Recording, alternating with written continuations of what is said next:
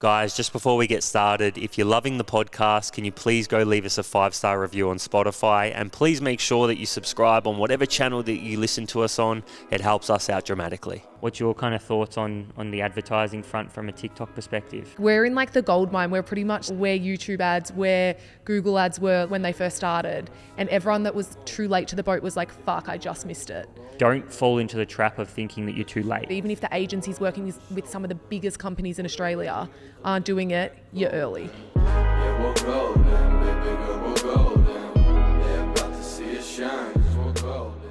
Guys, welcome back. We are back for another internal episode. So I want to explain what that means just quickly for those. It's something that we know that probably the people at home don't, but it's probably something we're going to do a little bit more of, maybe, potentially, maybe one a month or something like that. But the last time we did it, the episode was called Must-Have Marketing Strategies for 2022. So it was the start of the year. We kind of weren't quite sure what would happen. TikTok was newish, obviously been around for a while, but I feel like it has grown a lot since then, and matured. So we kind of covered off what we thought the 5 kind of core pillars or trends or what we thought was going to happen in 2022. And so we thought we would come back and we would actually review this. So I'm sitting here with Olivia. Hello.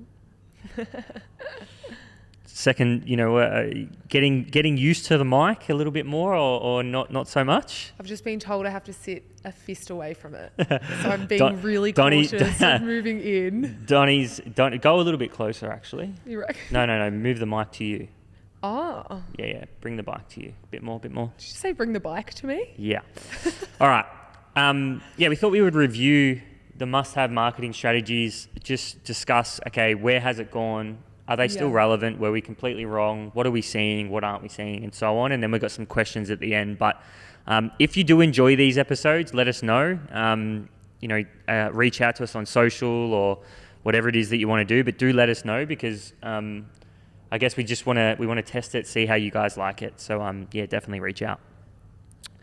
All right, Liv, you want to kick us off? What was the first must-have marketing strategy that we kind of said back in, I think it was March or something like that? Well, we said TikTok was going to be huge.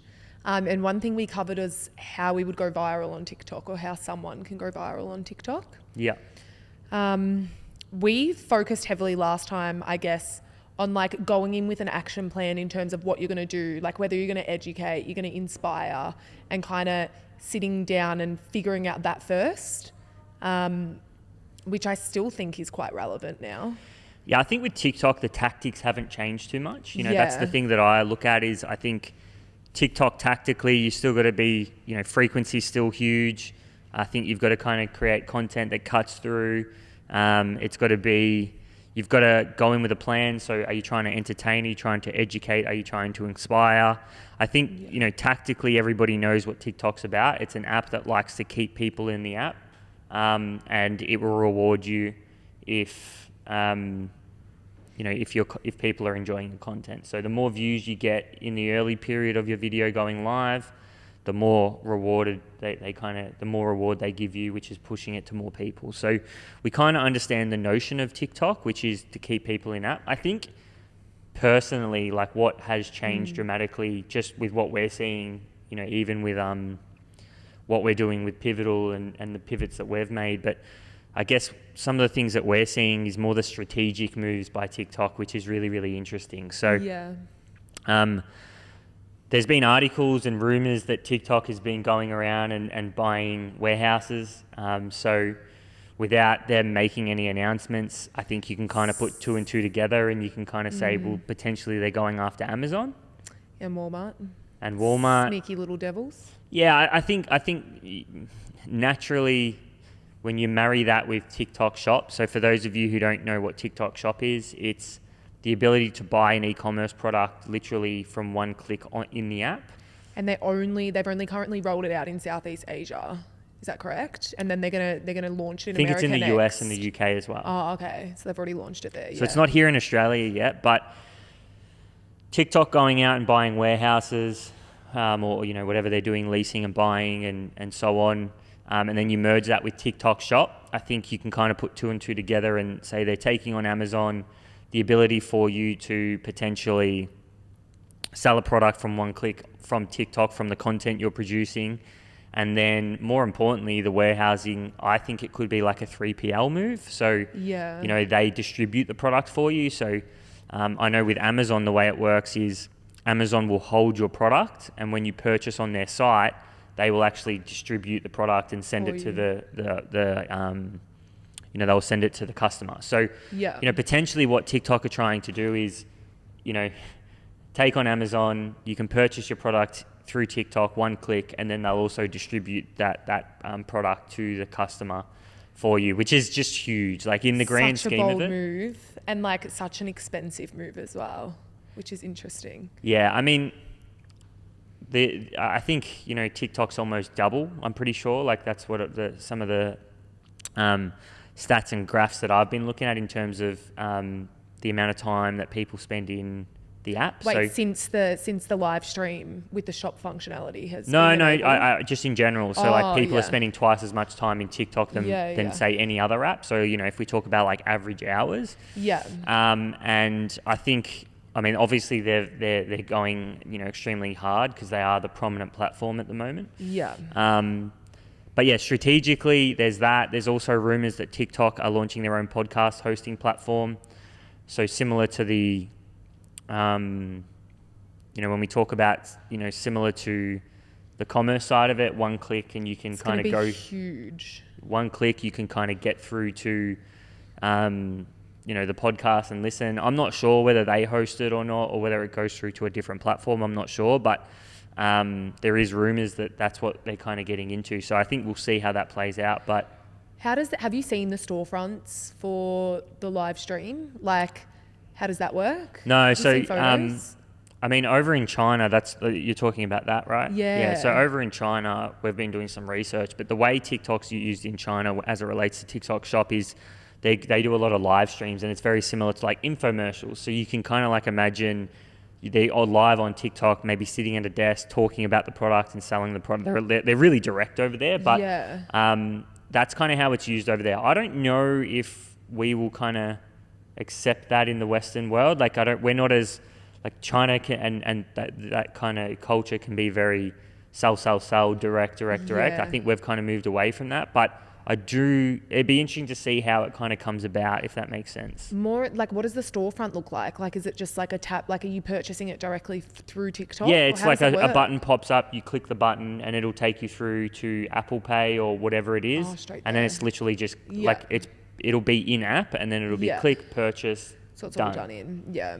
Um, Interesting. Yeah, and then that's probably where TikTok come in. If they have the warehousing similar to like 3PL or Amazon, they'll distribute your product straight away, shipping and so on. So I think like if you just think about strategically what's going on and what they're trying to do is, and I think it's what a lot of these, you know, social media companies have been trying to do is remove friction, right? So make it a more seamless product. Everything can be done in-app, and obviously that makes a lot of sense for TikTok. Is TikTok want everything to be done in-app because really their goal is to keep you in there. They know if they keep you in there, there'll be more advertising revenue in, there'll be more usage, more data, and that just creates a more valuable platform for them. Yeah, 100%. It's such a good addition to their revenue stream as well, doing this. It'll be huge. 100%. So I think that's the interesting thing for me is we were probably correct in what we were saying around TikTok. You know, I think it's very much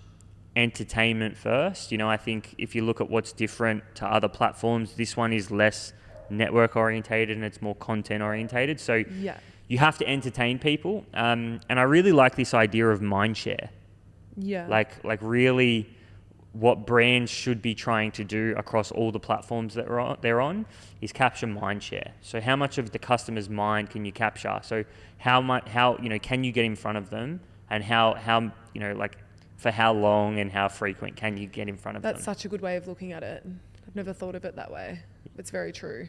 Yeah, so I think of it as in mindshare. Like that's kind of what I'm thinking is the more someone watches your content, the more they're going to trust you.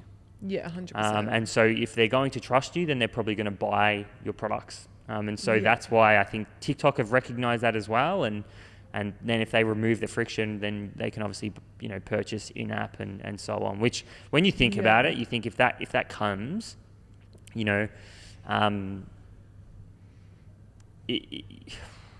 like just imagine, just imagine what's possible for companies, and for brands, and especially brands that are willing to invest early, the brands that are really willing to get after it. And if you are a small business, I think the biggest thing to note here is a lot of the big legacy companies are actually going to be the last to move.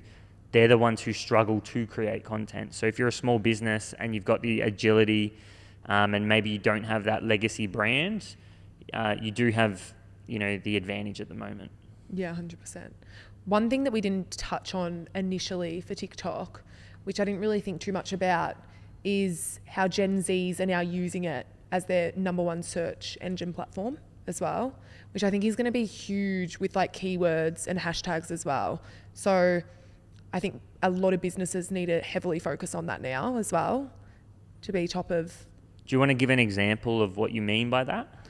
Yeah, so initially, like Google has always been the largest search engine for searching anything, recipes. So if you're searching like how to cook a spaghetti bolognese on Google, that would be kind of, if you think about maybe our parents and even our demographic, we would always turn to Google. But when you talk about the younger generation, so initially it was Google, then it moved more to YouTube. So YouTube is a huge search engine, and it still is. I think it's up there with number one. And now TikTok is now taking the lead for all Gen Z.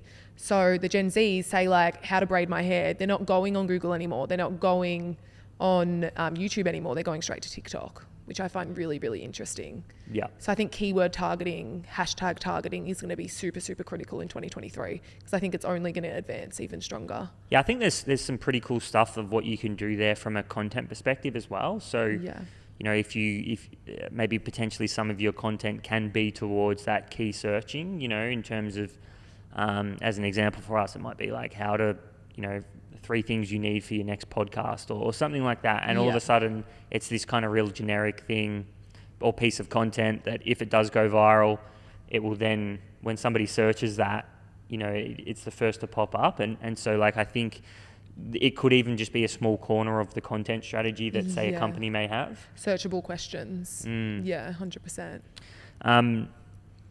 I think, I think one thing I did want to touch on is TikTok for business. So advertising, it's something that we've been looking at and definitely playing around with. What are you noticing? And you've obviously been the one who's been looking after the ad account, but I've been kind of researching in the background. What's your kind of thoughts on the advertising front from a TikTok perspective? Yeah. Well, cost per 1,000 impressions for TikTok sits somewhere around $6 compared to Meta Facebook, which is like $12.65 or around that. So it's almost halved. But they're saying in the next few years, obviously TikTok's going to get a lot more competitive with their ads and that price is eventually going to skyrocket. So if you aren't currently doing ads, like I think we're spending like 2 cents a click at the moment, which is super, super low. Like even when I started the ads, I did it and I like looked at my computer. I'm like, is this fucking legit? Oh, this is cheap as chips. Like we're in like the gold mine. We're pretty much like where YouTube ads, where Google ads were like when they first started. And everyone that was too late to the boat was like, fuck, I just missed it. Yeah, definitely. TikTok, I think the interesting thing is like how does you look at, there's like a trilogy there in a sense, right? If the podcasting platform is true, you look at TikTok Shop and then you look at the reward you're getting on, say, from an advertising and an ads perspective on TikTok. I think it's just very interesting, and I think we're in a golden age there, and a lot of people will be slow to move, and don't fall into the trap of thinking that you're too late. 100%. Because we're right still now early. Is the perfect time. Yeah, like we're still very, very early. Start now. I was speaking to a few agencies as well and just talking about their services. This was before we started doing ads in-house, just to get a grasp of what they were doing. Didn't even offer TikTok ads. So it shows that even if the agency's working with some of the biggest companies in Australia aren't doing it, you're early. Yeah, 100%. I think what we're seeing is and I think TikTok has like recognized this, is the two worlds of content and commerce are currently colliding. Yeah. So that's really what our belief is, it already has been happening, but I think we're kind of getting to this pinnacle where brands are starting to realize that if you can create entertaining content and capture the attention of your customers, you basically have built-in distribution, and it's creative first. So if you look at TikTok, you can't run ads that you used to run on Facebook, say 3 years ago or 2 years ago, or even maybe now on TikTok, because what performs well on TikTok is really good creative and really good content. Yeah. And so if you're going to run ads on TikTok, you probably have to have really good creative if you want to be good at it. 100%. And I think that's where a lot of these platforms are going, but more importantly, TikTok's leading the way there. So I think what we're seeing, and you can kind of even relate this back to, say, Kim Kardashian, Logan Paul, Mr. Beast. Mr. Beast had one of the most successful burger launches in history. Logan Paul with Prime is a multi-million dollar company, hundreds of millions. Kim Kardashian's company just got valued at over, I think it's $3 billion. Yeah, hectic. Which is pretty crazy. So, I think we're seeing what happens when you bring it in and you have distribution built into your company. Yeah. And that's done through media. And I think TikTok have recognized that, and they're trying to really drive the ship there. So, that's kind of where we're at with TikTok. I think it's one of those things that has evolved. We never knew all of this stuff was going to happen, but that's what really your job is as a marketer, is to understand what your strategy is, and then more importantly, understand where that, the platforms that distribution actually happens on. And like one thing to like preface as well is it's not too late to jump on TikTok if you're not already on it, because a lot of these other competitors, Instagram, for instance, and Mark Zuckerberg recently come out about Facebook. So with their newsfeed now, it's they're going to heavily integrate AI starting next year, and I guess they're going to give more micro people, more micro influencers, because they've seen how it's been so successful for TikTok, that opportunity. So it's never too late to get on there. Yeah, it's really interesting. So if I look at I just want to look. I had something pop up on my feed before on TikTok, and it said get more leads through TikTok. And so just like you can buy a product on TikTok, they have actually now allowed, it's not available in Australia because I tried to get it. Is it like a lead gen form? It's a lead gen. Oh, so it's a okay. one-click lead gen form, I would assume, but I seen it pop up on my feed. Yeah, hectic. It's a one-click lead gen form. If I come over here and we go to like... Their ad back end is like so simplistic as well. Yeah, compared to ads. It's crazy what's happening. To Meta. So yeah, okay, business account, generate leads through videos. And it says... Generate leads through videos with the new business account lead generation via video anchor feature. Generate leads through organic videos and paid ads. Attract more interested customers while your TikTok videos go viral. Now available with the latest version of TikTok. And then I click into it and it says not available in Australia. So of course, really sucks, of course, but it'll come. So understanding this is like, even if you just think about, say, building your email list, like building an email list is one of the most important things in your business. Yeah. Now, previously what you had to do is you had to get someone from a platform onto your website. They had to fill in a form, and then you could add them, and you could do it through Facebook and Instagram, but it wasn't a content first business, right? It was a creative first, or creative to suit the ad, not creative and then we put something on the back end. I think that's the epitome of what's actually started to change. Is it's entertainment first, capture the attention first, get really good at that. And now on TikTok, one click and you might be able to have that person on your email list from your video going viral, which we've had videos go 1.5 million.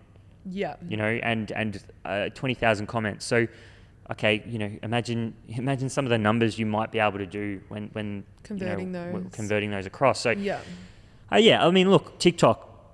I think we were pretty close with what we said, but it's obviously evolved quite a lot since then. So that's really cool. But again, we're really bullish on it, and we think that if you're not on it or you haven't started, you probably need to get across there and start to think about your company and the media it creates. And little plug, Pivotal Conversations. We think podcasts are the most authentic way for brands to enter Yeah. the space. Influencers and individuals can probably get away with dancing and doing all these kind of weird things. Not us, not me anyway. I'm a You horrible never know. dancer. You could dance. But podcasting is a really authentic way for brands to do it. So, Yeah. little shameless plug there. Okay, so number 2, Liv, what was the second major point that we had? So the hidden secret to creating memorable content. Which was content first content. So yeah. what we really meant by that was create content for the sake of content. Almost look at it like a product. Yeah. Your content should fulfill a need, and it should be there for content's sake. You shouldn't be trying to sell anything with your content. Yeah, one thing that's super obvious here is like, say for instance you're watching like the Kardashians or like you're watching a TV show. Imagine if every single episode they, like Kim for instance, held up her Skims t-shirt and said, look at my Skims t-shirt. It's like, it's not going to sell. So it kind of feeds into that in a sense as well. Like, look at the biggest players and what they're doing. It's content first. A majority of purchases happen through association. So that's one of the most pivotal things to understand about brand. Brand is this thing that you can't really quantify. Like, it's really hard to quantify. It's almost this esoteric thing that is really, really valuable to a business. But if you kind of go a layer deep with that, you're understanding that your brand is really how many people purchase your products through association. And so if you think about, traditionally you had companies that were really good at building and selling products. And then you had the creator economy come through, and influencers and people on social media became really good at generating attention and generating traffic. Those two worlds are colliding now, and so brands who are able to generate traffic and attention naturally will see a reward on the back of that through products being purchased, and so it's purchased through association. You don't need to be always selling. More importantly, you need to get that person's trust. And social media has decentralized that in a sense, right? It is kind of dispersed that so that anyone can do it, right? And so now the playing field is very even. What's interesting is seeing influencers and people that have started with content, such as Kimmy K, Logan Paul, Mr. Beast, do really, really well. At launching businesses. Now it's like checkmate to the other side, which is traditional businesses. They're the ones who struggle to come in and create content. So we're kind of, this is the battle of the next 10 years, in my opinion. This is the revolution, is how do the traditional companies pivot, and the ones that do early, I think, will probably still be successful because advertising has changed, and that's kind of what we just talked about. And then you've got the influencers that are building so much attention that they really can start any business and it will be successful. So it's really interesting. So I think content for content's sake is really just about entertainment. And in the modern age, if you think about it, entertainment is becoming such a big thing. It is. I think it needs to be front of mind always whenever you're doing anything, because that's what helps build your relationship with your customers as well. If you're thinking about them first, what's going to make them happy, what's going to put a smile on their face, whatever your goal or intent is with them. If you're thinking about that first, eventually that will transition, whether that's a sale, whether that's a lead. Yeah, and you still have your generation traditional methods there of almost the funnel in a sense, right? So a lot of your content is just your top of funnel. It allows you to build brand really quickly because you can... like output, you think about someone like Alex Hormozy, how quickly he's been able to build his brand from, say, someone who was really well known in the fitness industry to now someone who's known by every single person on the internet. And he puts it down to content output. Right. So here's this thing is like, okay, I'm doing 100 pieces of content per month. Now I want to get 100 a day. Now I want to get 150. Right. Yeah. So that's basically his method in a sense, right? So I think that's an example of saying, well, if you can be entertaining, and then more important, you can recognize what people who are interested in potentially what you can talk about, and then you can increase output while remaining effective, that can be really great for brand building. That's a really good point in terms of output. Like, something that we focus on is, if we are filming something that is definitely long form, how can we cut that up and get more out of it? Yeah, so as an example, just for Pivotal at the moment. So we literally just built out our marketing strategy on the whiteboard the other day. And really what we did is we go, what are the long form pieces of content that we have and what's the short form? And we tried to create these long form pieces of content and they were kind of like our big core pillars. Yeah. And then we actually broke that down and we said, how do we turn that into short form? So as an example, we have a podcast that we're going to put on our website once a month. That'll get broken down into 8 snippets. We're going to get 2 articles written a month. We're going to then turn those into carousel posts for LinkedIn and Instagram. And then we have a few other, videos that we create, which will be long form into short form and so on. And I think we ended up with about 47 bits of content a month on a really reasonable budget. So it's about how creative can you be around that content, and more importantly, the content itself should be there to entertain. And more importantly, educate as well. So if you're wanting to, depending on how you want to position. Yeah, I think that will be huge for a lot of companies. Guys, if you're loving this episode, make sure to take a screenshot, give us a tag, or even take a photo if you're watching it. Help spread the love. It helps us out dramatically. Guys, I just want to say a massive shout out to our major sponsors, BizCover. We are getting some amazing guests on right now. We're traveling. We want to continue to travel and we want to continue to grow the podcast. And the reality is we can't do that without sponsors powering the podcast. And right now we have BizCover on. They're an amazing company and they're powering the podcast, so we want to support them. But more importantly, business insurance. It's something that I had no idea I had to have in the early days. And I'm very lucky that I had someone tell me, you actually need to go get insured, because things like professional indemnity insurance and public liability insurance, you just never know when you're going to need those. And more importantly, it's really costly if something goes wrong, or if you get sued or something of that nature and you don't have insurance, and that's what it protects you from. And you never know, one day it could save your business from going under or putting your business back in a time where you are growing and you are making an impact. So BizCover, the link is in the show notes. They will, the great thing about it is there's no paperwork involved, and you can get insured in less than 10 minutes. So the link is in the show notes, BizCover. Go check them out. Get yourself a good deal. So the next one, Liv, what did we have? So how to own your customers' attention. Cool. And this was like cut through content. So, or just before we go through, so content for content's sake, tick. I think we were pretty good there in terms of, it's still super relevant. Still super relevant. I think trying to have a media arm in your business is really important. Cool. So cut through content. So how to own your customers' attention is kind of the label that we had for it. This, I would say, hasn't changed much either. Yeah. So we won't spend too much time on this. I think tick here, but it kind of goes back to our point at the start that you really need to find your niche, and I think that's going to be super, super critical for so many brands and companies moving forward. Is your tone going to be more funny? Are you going to be more motivational? And get really, really clear on that before you start putting out any type of content. Because often what I'm seeing is a lot of people just putting out content for content's sake, and there's no clear messaging there, and it kind of doesn't make sense. So I think as a brand or a company, you really, really need to get clear on that.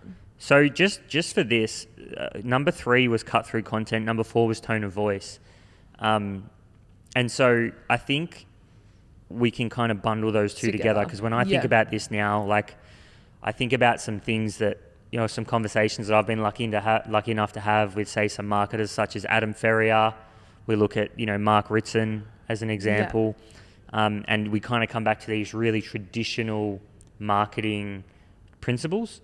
And so I like the idea of differentiation and positioning.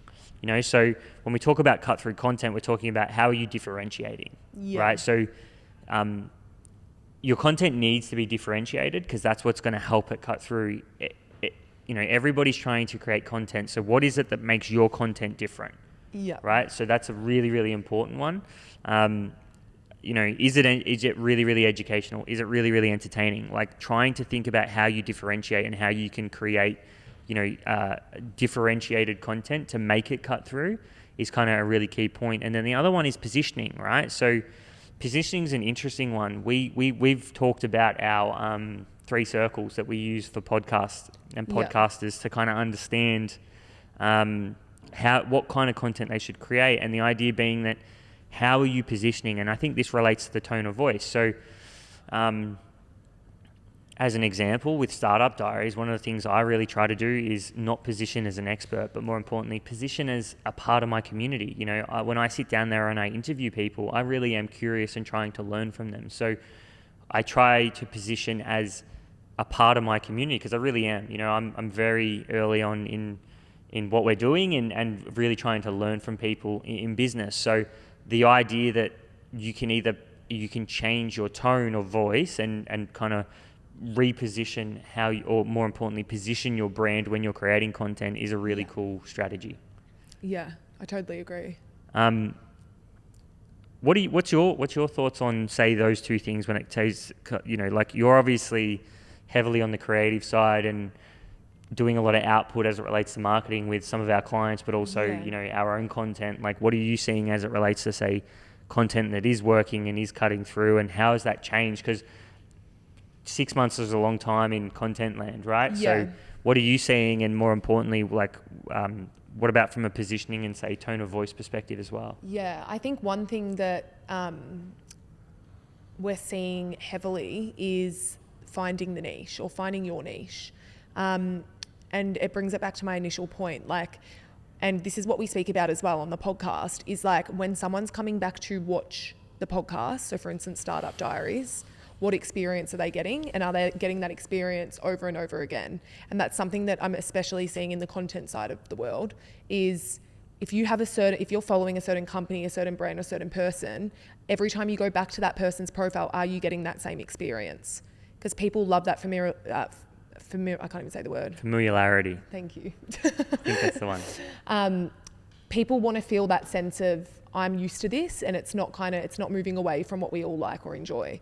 So I think if you are looking at tone, or if you're looking on how to build attention, I think you need to get really, really clear on brand first, and then move into content second. Yep, totally agree. Okay, so then collaborations was the last one. This is an interesting one. I don't know if I'm 100% on this. Yeah. I feel like collaborations were kicking off at the start. They were huge at the beginning, and then they've faded a little bit. It's all the micro now. I'm telling you. It's like TikTok has given everyone an opportunity to blow up. Like, it's just bizarre. I look at like Emily Mariko on TikTok, who had like 100 followers, and she made like a salmon bowl with rice and like mayo and this soy, and like it got like 30 million views, and she's huge now. She's got 17 million followers. Yeah, so this is what I find interesting. Collaborations at the beginning, we were using them personally, and they were blowing up our following on Instagram. It was crushing. And then we started to see a massive decline on that. Yeah. And I think personally, my belief is that followers on Instagram, or more importantly on social media, mean fuck all anymore. Like, it means totally jack. agree. I think what's more important is the consistency in the content you create. Like, Yeah. we have 100,000 followers on TikTok now, but we can still get a video that gets 1,600 views. Yeah. So it's not about network and followers anymore, although yes, it does play a small part and it does help you.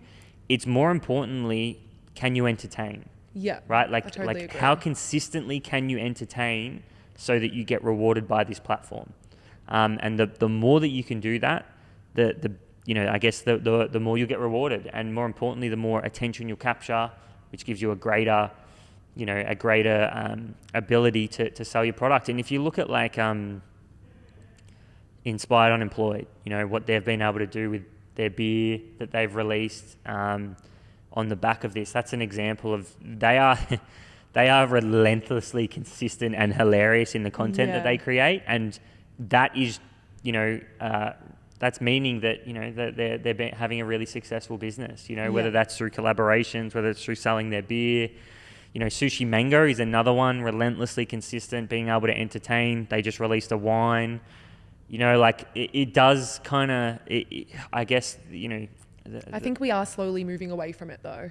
Like even if we do look 2 years ago, like just the need for influencers or that collaboration with influencers, I think it is slowly being moved away from. And people are definitely focusing on the experience now. Yeah, I mean, what we're seeing more of is there's less emphasis on influencers just having your product and being able to open it, and all of a sudden that generates a ton of sales 100%. to now more so you need to probably bring an influencer in who can create engaging content, Yeah, well, it's and like- can give you creative. It's like UGC as well, like user generated content. That's huge now. Like people are making thousands and thousands. So what's happening is brands are just giving product to photographers or videographers, and they're actually filming or shooting these products and then posting them, and then they're just going to reuse that content. So no longer handing out to influencers with big followings, they're actually handing it out to these photographers and these videographers that can actually capture really engaging, high quality content for the brands to then reshare, which I think is super, super smart. Yeah, but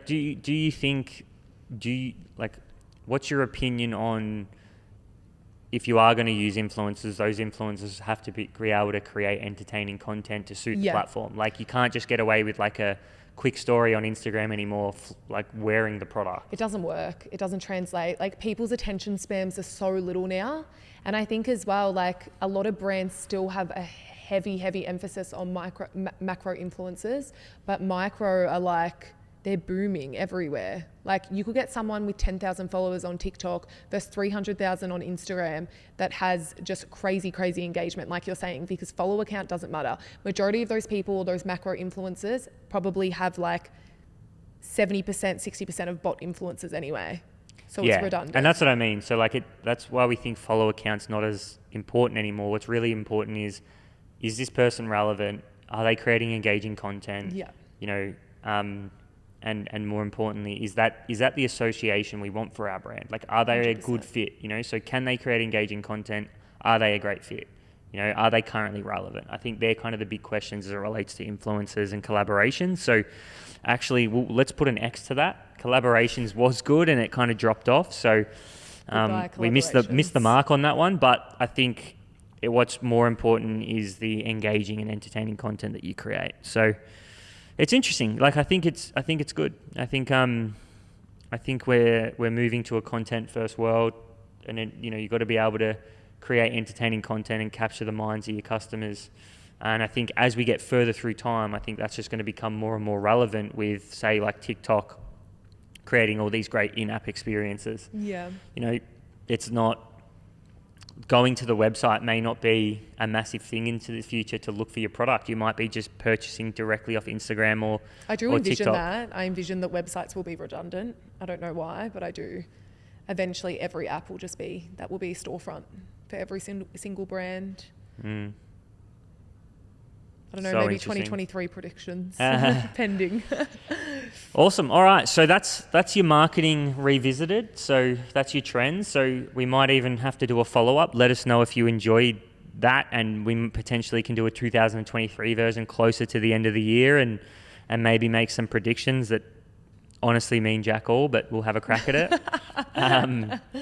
But yeah, let us know what you think. And we had a few questions just that we want to finish off with from our audience that we put up on socials. So thanks to you guys for doing that.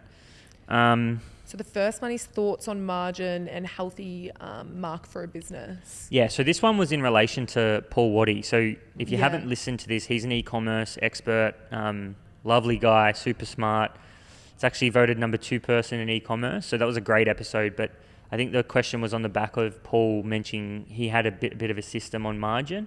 It's 20-30. Yeah, I think it was the 50-30-20 rule. That's the one. So 50% spent on the product, 30% on OPEX, and then aiming for 20% profit margin. So yeah, I mean, look, I think it's a moving part. I come from service-based business. So like when I think about margin from that perspective, it's very similar in nature. So like one of the biggest indicators of a great business is their gross margin. So how much does it actually cost to produce the product? So whether that's e-commerce, whether you're selling coaching, whether you're selling consulting, whether you're an agency, whatever it is, I think the higher your gross margin, the better. So what Paul's saying with 50% is, yes, that's probably your starting point. But some companies can get up to the 70% mark. So anything between 50 and 70 is great. Obviously 70 being amazing, 50 being still good. You're still within that range. Yeah. And then if you think about like a SaaS company, so software as a service, some of those get up to 90%. So that's why they're such valuable companies. And, I guess why that's important is what comes after the gross margin. side of things is, The hires, the investment. well, yeah, it's your operational expenses. So it's what can we spend on marketing? Yeah. What can we spend on non-producing wages, potentially leases if it's something that you need to do, whatever it is to kind of scale the company out. Now, the rule of thumb that you kind of hear on the internet is whoever can spend the most on marketing wins. Now, that doesn't mean that you just spend relentlessly. It means that if I have, if we've got $2 million businesses and, one has a gross margin of 70% and the other has a gross margin of 40%, that means basically if both of them aim for a 20% margin, you're looking at, the difference between one company being able to spend, say, 40% on OPEX and marketing compared to, say, maybe 10 to 20%. And so if both of those have the same effectiveness, one company will always win. So there still is the effectiveness kind of side of things. But yeah, it's really interesting. I think that's probably my point of view on marketing is on margin is understand your gross profit. Then from there, understand, so what does it cost you to produce? What do you, if it's a service, it's wages. If it's if it's an e-com product, it's what it costs you to produce the product. So shipping and, getting the product made if you're selling whatever you're selling. And then outside of that, it's then OPEX. So what are we spending on, wages that don't produce, the service? What are we spending on, anything to operate the company? What do we spend on marketing?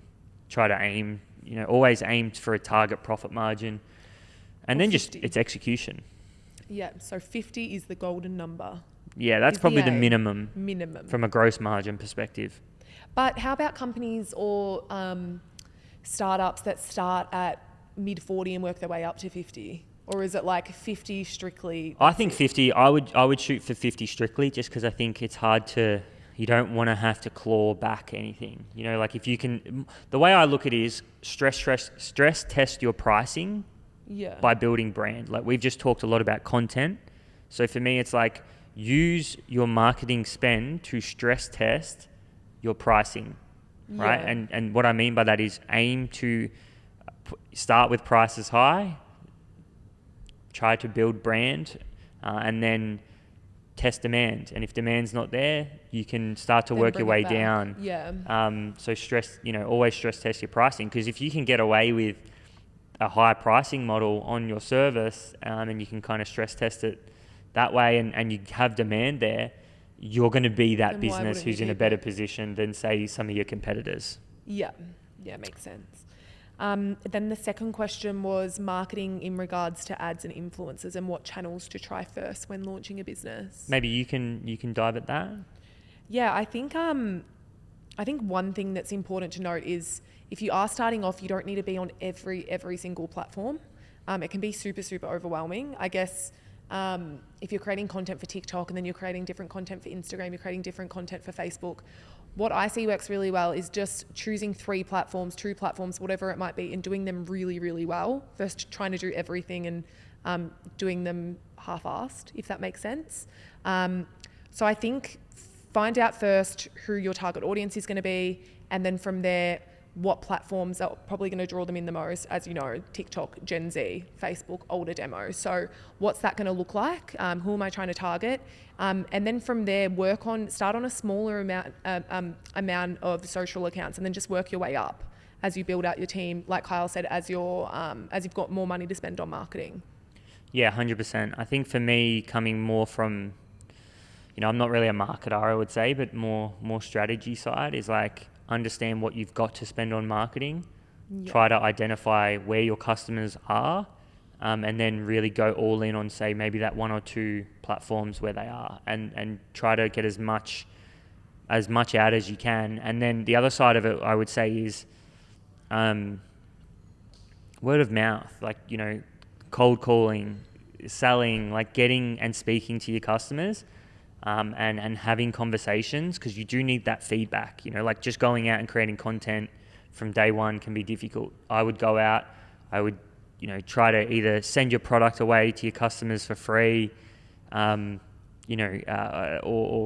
start pitching people, start talking about your ideas with companies, and just see where they fall, and then more importantly, see where those sticking points are, and really try to learn about the market. And then you kind of add your marketing budget there, stick to your guns, try to get as much output as you can on that budget, and then increase the budget, and just get really good at being more efficient with that budget, if that makes sense, and getting the effectiveness. So it's really similar to what we discussed before. But if you are investing XYZ into, like, to get a videographer in for an hour and you're shooting content with them, how can I chop and change up this content and get 6 different videos out of one long form bit of content? Especially if you're starting up and you are in a startup, budget is going to be tight.